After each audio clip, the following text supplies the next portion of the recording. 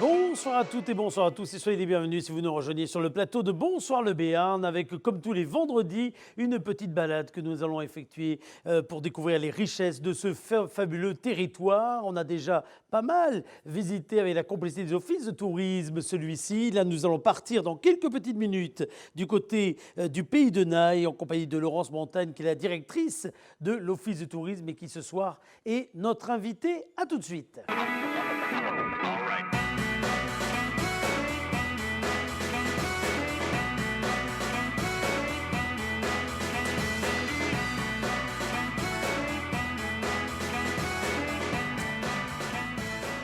Le Pays de Naï, une vallée du Gave de Pau qui traverse les Bastilles de Naï et de Bétaram. Pour en parler, la directrice de l'Office de tourisme est avec nous, Laurence Montagne. Bonsoir. Oui, bonsoir. Merci d'être avec nous. Parlez-nous d'abord, situez-nous géographiquement, pour ceux qui ne connaîtraient pas ce Pays de Naï. Et finalement, les frontières ne sont pas fermées, au contraire, sont très ouvertes de celui-ci. Bien évidemment, bien évidemment. Le Pays de Naï se situe sur la partie sud-est du département des Pyrénées-Atlantiques, avec au nord, à une vingtaine de kilomètres de Naï, la ville de Pau, à une vingtaine de kilomètres au sud, celle de Lourdes, et puis la vallée d'Ossau sur la partie occidentale. Donc voilà, on est un joli petit territoire diversifié sur le département des Pyrénées-Atlantiques et sur le Béarn. Avec beaucoup de richesses patrimoniales, on va y revenir dans quelques petites minutes, mais avec également des acteurs extrêmement vivants. C'est ça aussi les atouts de votre territoire, des femmes, des hommes qui l'incarnent, qui le font vivre, qui le dynamisent, qui innovent. On va en parler tout à l'heure en matière d'accueil finalement à la fois des voisins, mais également de ceux qui viennent de loin. Oui, oui, oui, effectivement. L'accueil, c'est vraiment une des caractéristiques béarnaises. Tout le monde le dit, que le Béarn est très accueillant, et pas uniquement pour les visiteurs qui viennent de loin, mais également pour les gens qui habitent sur le département et qui veulent venir passer une journée pour se divertir. Absolument. C'est un territoire en particulier qui est extrêmement couru par les cyclistes, par les amoureux de vélo, je crois. Entre autres, oui, effectivement, il y a pas mal de clubs cyclos qui passent par là. Il faut savoir également que tout au sud du Pays de Naï, il y a le col du Soulor, qui fait partie des cols mythiques du Tour de France, donc qui permet de relier la partie des cols mythiques du 65 avec le col de l'Aubisque. Voilà, donc c'est vraiment une terre de vélo, mais qu'il s'agisse de vélos de route pour les sportifs, mais également de vélos loisirs pour tous, puisqu'on a le tronçon de la véloroute 81, donc qui va relier Bayonne à Perpignan, qui traverse le Pays de Naï sur 25 kilomètres. Laurence, c'est également une terre de randonnée que ce territoire, avec notamment 4 GR et un GRP qui le traverse. Oui, tout à fait. 4 GR, un GRP, celui du Tour du Val d'Azun qui traverse, mais également un plan local de randonnée avec plus de 300 kilomètres d'itinéraires de randonnée non motorisés, à pied, à vélo, enfin à VTT, à VTC, également à cheval. Voilà. Donc c'est vraiment un terrain de jeu grandeur nature. Et alors pour parcourir ce terrain de jeu grandeur nature, vous avez également des outils qui aident chacune et chacun finalement à le découvrir avec toutes ses richesses et toutes ses facettes, j'ai envie de dire.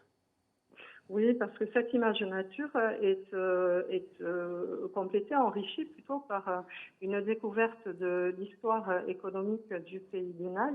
C'est une histoire qui a vraiment marqué et construit l'ensemble du territoire, avec deux outils un peu originaux et immersifs de découverte du patrimoine, un patrimoine que l'on peut découvrir en marchant, bien évidemment, avec deux exemples de découverte du patrimoine. Un premier qui est intitulé Les enquêtes de la FBI. Alors la FBI, qu'est-ce que c'est que la FBI?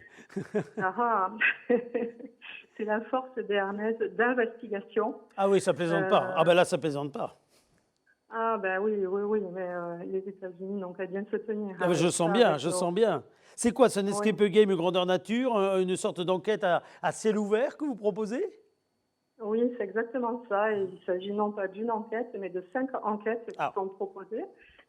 5 parcours, un par bastide sur le Pays de Naï, puisqu'il y a 5 bastides, 5 sur les 15 du département des Pyrénées-Atlantiques. et des parcours qui permettent de découvrir le patrimoine local et de comprendre l'histoire économique de cette région. Et ces parcours, en fait, sont habillés en enquête policière, entre guillemets, c'est un prétexte ludique, à l'observation et à la compréhension du patrimoine. Alors c'est quoi? Il y a un Voilà. scénario, on est enquêteur, en fait, c'est ça, et on se trouve, je crois, confronté à des vols qu'il faut élucider. C'est exactement ça, c'est exactement ça. C'est un parcours de patrimoine Ouais. qui se fait en famille. Alors, ça s'adresse aux enfants à partir de 7-8 ans à peu près, jusqu'à 12-13 ans, mais bien souvent, on a vu de plus grands enfants encore vouloir le faire. Et ce parcours se fait à certains points, donc en suivant le plan sur un petit carnet. Ouais. À certains points, il y a un personnage qui représente un des métiers d'autrefois, au tournant à la fin du 19e siècle, qui donne son alibi. Et par un jeu d'observation, on doit recouper, vérifier si l'alibi est justifié ou bien s'il s'agit d'un faux alibi, auquel cas on tient là un suspect dans l'enquête. Alors en fait, si je comprends bien, au travers de ces enquêtes, on découvre à la fois le patrimoine bâti de ce territoire et puis les métiers qui l'animent, qui le composent et qui font aussi partie d'ailleurs du patrimoine de celui-ci. Oui, tout à fait. C'est une autre manière, c'est une manière supplémentaire en fait de comprendre cette histoire économique locale de ce petit territoire qui a été connu à une époque comme étant le petit Manchester, Oui. mais également le jardin du Béarn avec une activité agricole très développée et qui a un passé religieux autour des pèlerinages mariaux qui est également très fort. Donc tous ces personnages dans les enquêtes ainsi que tous les éléments de patrimoine expliquent cette histoire économique présente sur ce territoire. Avec des acteurs économiques qui, en effet, ont toujours marqué, hein, quelque part, de par leur réalisation, de par leur travail, une identité du Béarn qui font partie totalement, hein, de l'histoire de l'histoire de celui-ci. Oui, tout à fait, tout à fait. Ouais. Le patrimoine, alors vous le déclinez également avec une autre animation proposée tout au long de l'année qui s'appelle Patrimoine en balade. De quoi s'agit-il? Oui, c'est une autre animation qui, elle aussi, est très immersive, qui est complètement différente de ces enquêtes de la FBI. C'est en fait un produit de découverte qui se trouve à la croisée à la fois de la valorisation du patrimoine local, Oui. du tourisme et du loisir, mais également de la transmission de la part locale. Donc ça se présente sous forme d'audio-visite façon nouvelle génération qui immerge le marcheur dans l'histoire du lieu par le biais de témoignages oraux ou d'autres contenus, mais principalement des témoignages oraux. Donc on se promène à certains endroits, on s'arrête parce qu'on a un petit bip qui signale que là on va avoir un commentaire, une explication, et tout en profitant de points de vue sur le paysage, sur les éléments du patrimoine, on a le témoignage d'un habitant du village sur lequel on est en train de se balader. Alors, Alors on est plus dans la petite histoire que dans Ouais. la grande histoire, mais c'est ce qui rend cette animation complètement immersive et très touchante, extrêmement touchante. Ouais, j'imagine, avec de belles histoires quelque part, hein, humaines, de femmes, d'hommes, avec des métiers qui peut-être ont disparu, non, d'ailleurs, au fil du temps et au fil des époques et des évolutions.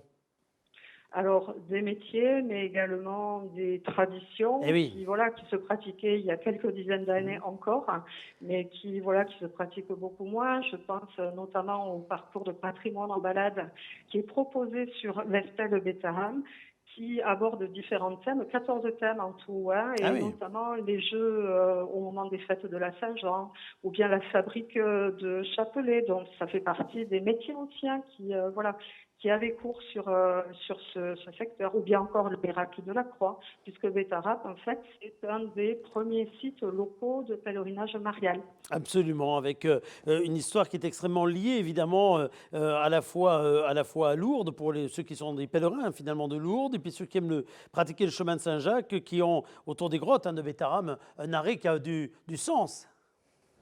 Oui, oui, oui, tout à fait. C'est la raison pour laquelle ce patrimoine en balade, qui est développé par nos voisins des Hautes-Pyrénées, on a intégré cette démarche en raison notamment des liens historiques et culturels avérés lié à cette proximité entre notre territoire et puis la partie bigourdane, hein, Oui. comme les pèlerinages, l'économie générée par les pèlerinages, les hôtels, la fabrication des châtelets, etc., etc., l'arrivée du chemin de fer.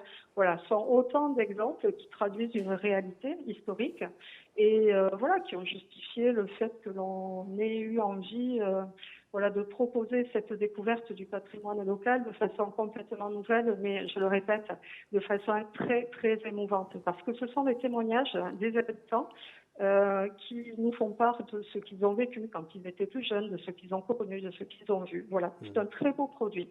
Absolument. Alors, il faut dire qu'il y a une application, c'est ça, hein, qui est téléchargeable sur smartphone et qui est disponible finalement gratuitement, alors que ce soit sur l'Apple Store, sur les Play Store divers et variés. Oui, voilà, c'est ça. Alors, c'est une application, oui, j'avoue de préciser, c'est une application que l'on télécharge sur son téléphone portable. Donc, c'est une application qui est gratuite, c'est Patrimoine en balade. Donc, Mhm. on peut le télécharger que l'on ait un iPhone ou bien un téléphone Android. Une fois qu'on a téléchargé cette application, en fonction du lieu où l'on se trouve, on télécharge le parcours concerné et puis on peut partir. Et au fur et à mesure de la balade, dès lors que l'on tombe sur des points dits d'interprétation, le commentaire se déclenche et on n'a qu'à écouter puis se laisser porter. Et se laisser porter par ces histoires donc racontées, une façon assez moderne en effet de se balader dans ce territoire, de marcher sur ces chemins formidables, de écouter, de se plonger en tout cas dans les souvenirs ou bien peut-être de découvrir sous un œil tout à fait nouveau le patrimoine de ce territoire. Vous avez un site internet qui résume tout ça, j'imagine, Laurence?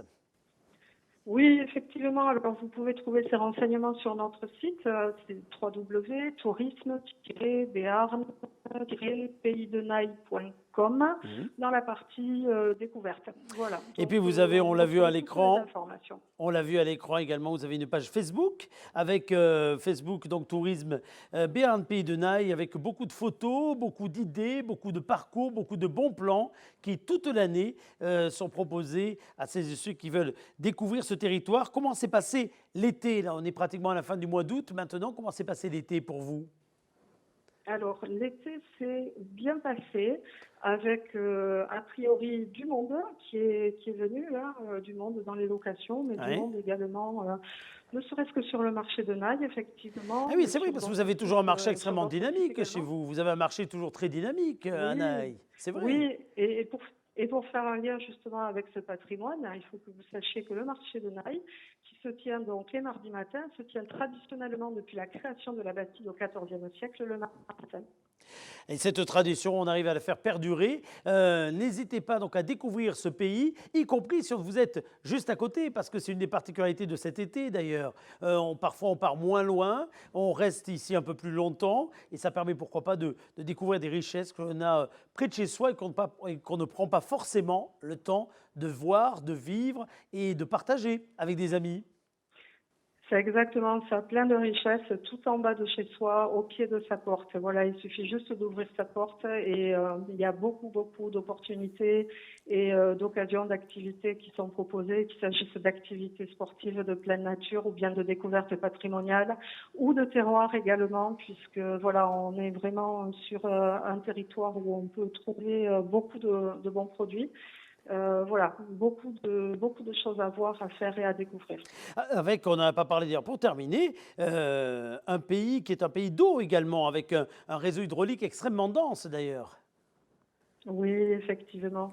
Un réseau hydraulique très dense avec plein de petits cours d'eau, avec le Gave de Pau en Ouais. principal cours d'eau, avec l'Ouzoum qui prend sa source au niveau du cirque du Littor, donc en haut du côté du col du Soulor, hein, donc toujours sur le pays de Naï.